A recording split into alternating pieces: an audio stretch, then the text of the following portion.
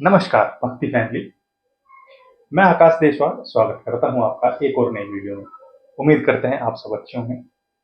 Video की शुरुआत करने से पहले आपसे निवेदन है कि आप मेरे चैनल को सब्सक्राइब जरूर करें। आज की वीडियो में अध्याय 2 गीता का सार में 4 से लेकर 7 तक के श्लोक को अच्छी तरीके से समझाया गया है।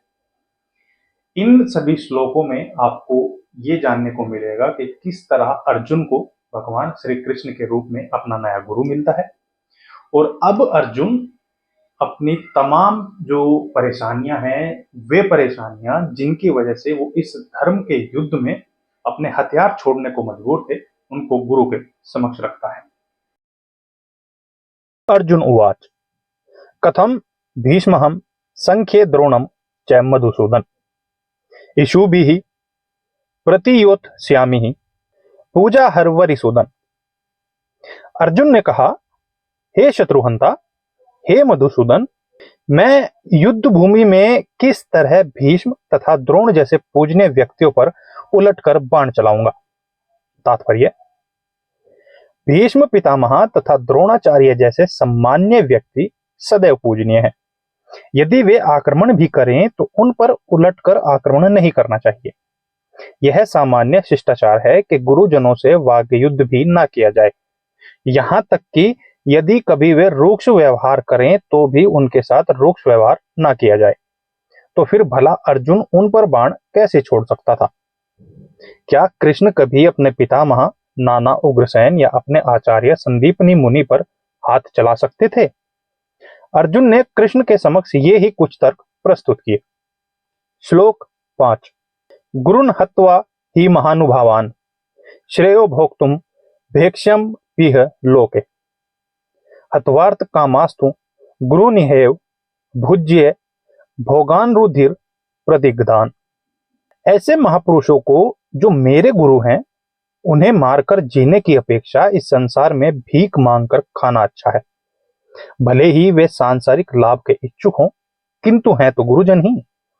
यदि उनका वध होता है तो हमारे द्वारा भोग्य प्रत्येक वस्तु उनके रक्त से सनी होगी।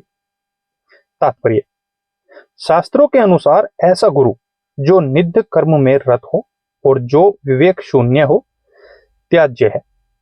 दुर्योधन से आर्थिक सहायता लेने के कारण भीष्म तथा द्रोण उसका पक्ष लेने के लिए बाध्य थे। यद्यपि केवल आर्थिक लाभ से ऐसा करना उनके लिए उचित न था। ऐसी दशा में वे आचार्यों का सम्मान खो बैठे थे। किंतु अर्जुन सोचता है कि इतने पर भी वे उसके गुरुजन हैं, अतः उनका वध करके भौतिक लाभों का भोग करने का अर्थ होगा रक्त से सने अवशेषों का भोग। श्लोक 6। न चेता द्विद कतर्नो गरियो यद्वा जयेम यदि वानो जयेयुः यानेव हत्वा न जीजीविषाम इस्ते अवस्थितः प्रमुखे धार्तराष्ट्रः। हम यह भी नहीं जानते कि हमारे लिए क्या श्रेष्ठ है, उनको जीतना या उनके द्वारा जीते जाना। यदि हम धृतराष्ट्र के पुत्रों का वध कर देते हैं तो हमें जीवित रहने की आवश्यकता नहीं है, फिर भी वे युद्ध भूमि में हमारे समक्ष खड़े हैं। तात्पर्य, अर्जुन की समझ में यह नहीं आ रहा था कि वह क्या करे, युद्ध करे और अनावश्यक रक्तचाप का कारण बने। यद्यपि क्षत्रिय होने के नाते युद्ध करना उसका धर्म है, या फिर वह युद्ध से विमुख होकर भीख मांगकर जीवन यापन करे। यदि वह शत्रु को जीतता नहीं तो जीविका का एकमात्र साधन भिक्षा ही रह जाता है। फिर जीत भी तो निश्चित नहीं है, क्योंकि कोई भी पक्ष विजयी हो सकता है। यदि उसकी विजय हो भी जाए, क्योंकि उसका पक्ष न्याय पर है, तो भी यदि धृतराष्ट्र के पुत्र मरते हैं तो उनके बिना रह पाना अत्यंत कठिन हो जाएगा। उस दशा में यह उसकी दूसरे प्रकार की हार होगी। अर्जुन द्वारा व्यक्त इस प्रकार के ये विचार सिद्ध करते हैं कि वह न केवल भगवान का महान भक्त था, अपितु वह अत्यधिक प्रबुद्ध और अपने मन तथा इंद्रियों पर पूर्ण नियंत्रण रखने वाला था। राज परिवार में जन्म लेकर भी भिक्षा द्वारा जीवित रहने की इच्छा उसकी विरक्ति का दूसरा लक्षण है। ये सारे गुण तथा अपने आध्यात्मिक गुरु श्री कृष्ण के उपदेशों में उसकी श्रद्धा, ये सब मिलकर सूचित करते हैं कि वह सचमुच पुण्यात्मा है। इस तरह यह निष्कर्ष निकला कि अर्जुन मुक्ति के सर्वथा योग्य था। जब तक इंद्रियां संयमित न हो, ज्ञान के पद तक उठ पाना कठिन है और बिना ज्ञान तथा भक्ति के मुक्ति नहीं होती। अर्जुन अपने भौतिक गुणों के अतिरिक्त इन समस्त देवी गुणों में दक्ष था। श्लोक 7। कर्पण्या दोषोपहत स्वभावः पृच्छामि त्वाम धर्म सम्मूढ़ चेतः यच्छेयः स्वनिश्चितं ब्रूहि तन्मे शिष्यते अहम साधि माम त्वाम प्रपन्नम। अब मैं अपनी कृपण दुर्बलता के कारण अपना कर्तव्य भूल गया हूं और सारा धैर्य खो चुका हूं। ऐसी अवस्था में मैं आपसे पूछ रहा हूं कि जो मेरे लिए श्रेयस्कर हो उसे निश्चित रूप में बताएं। अब मैं आपका शिष्य हूं और आपके शरणागत हूं, कृपया मुझे उपदेश दें। तात्पर्य, यह प्राकृतिक नियम है कि भौतिक कार्यकलाप की प्रणाली ही हर एक के लिए चिंता का कारण है। पग पग पर उलझन मिलती है, अतः प्रामाणिक गुरु के पास जाना आवश्यक है, जो जीवन के उद्देश्य को पूरा करने के लिए समुचित पथ निर्देश दे सके। समग्र वैदिक ग्रंथ हमें यह उपदेश देते हैं कि जीवन की अनचाही उलझनों से मुक्त होने के लिए प्रामाणिक गुरु के पास जाना चाहिए। ये उलझनें उस दावाग्नि के समान हैं जो किसी के द्वारा लगाए बिना भभक उठती हैं। इसी प्रकार विश्व की स्थिति ऐसी है कि बिना चाहे जीवन की उलझनें स्वतः उत्पन्न हो जाती हैं। कोई नहीं चाहता कि आग लगे, किंतु फिर भी वह लगती है और हम अत्यधिक व्याकुल हो उठते हैं।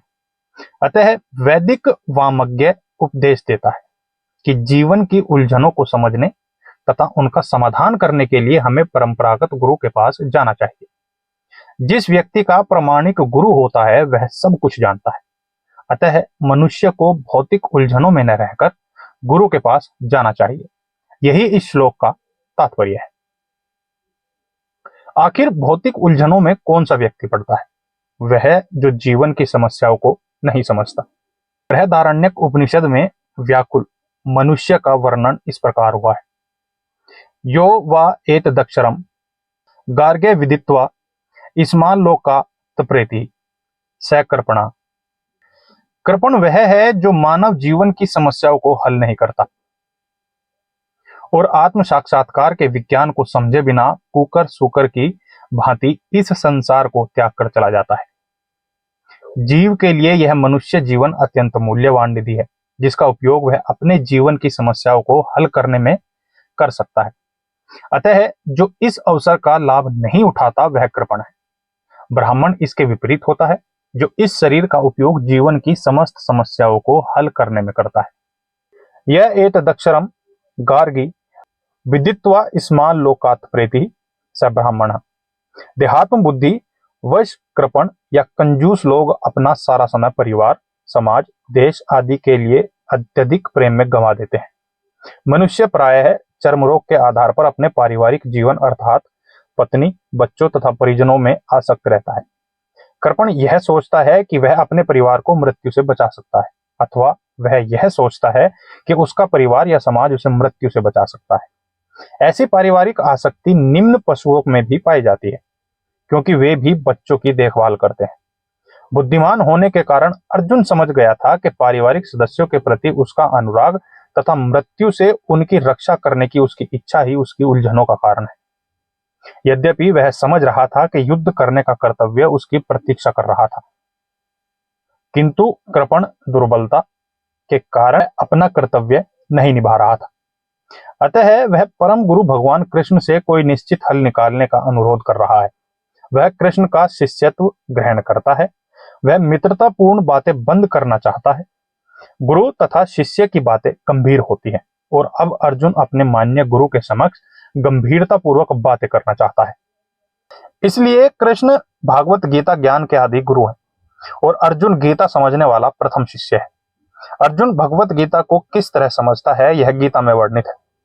तो भी मूर्ख संसारी विद्वान बताते हैं कि किसी को मनुष्य रूप कृष्ण ही नहीं बल्कि अजन्मा कृष्ण की शरण ग्रहण करनी चाहिए। कृष्ण के अंतः तथा बाह्य में कोई अंतर नहीं है। इस ज्ञान के बिना जो भगवत गीता को समझने का प्रयास करता है वह सबसे बड़ा मूर्ख है।